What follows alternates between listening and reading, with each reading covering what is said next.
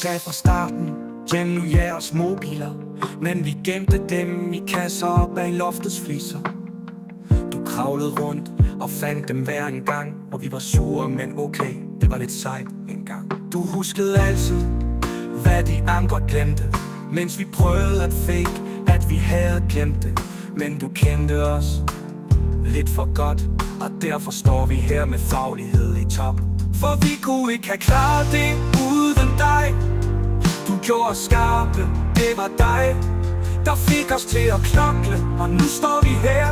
Vi kan analysere, og vi ved, hvad der er værd. Du sagde, jeg er ikke sur, bare skuffet, og vi var så glade.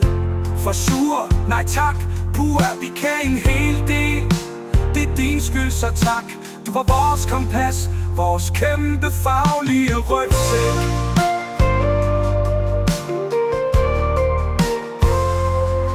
Du fik os til at tro, vi kunne nå langt, og nu har vi det snit, du aldrig har haft.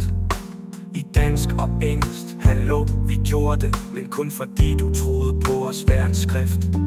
Du fik os til at læse side efter side. Bare roligt, sagde du, det bliver fedt, I vil se det. Og selvom vi brokkede os lidt, måske tit, så virker det nu, og vi giver dig alt kredit. For vi kunne ikke have klaret det uden dig. Du gjorde os skarpe, det var dig, der fik os til at knokle, og nu står vi her.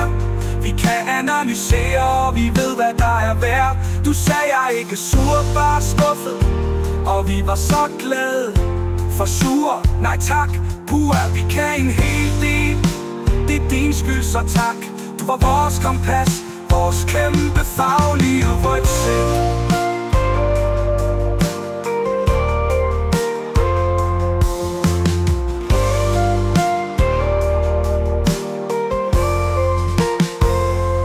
Skal nu råbe fokus og rette vores fejl?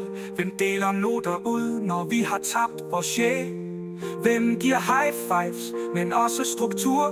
Vi bliver lidt lost uden din styringstur. Vi kunne ikke have klaret det uden dig. Vi siger det igen, det var dig, der lærte os sprog, og hvordan man står stærkt, og hvordan man rydder op og gør tingene færdige. Vi kunne ikke have ønsket os en bedre lærer. Vi griner, vi græder, men det er dig, vi bærer. Vi kan en hel del, og det er sandt, som det er sagt. Du gjorde os klar, og vi siger tusind tak.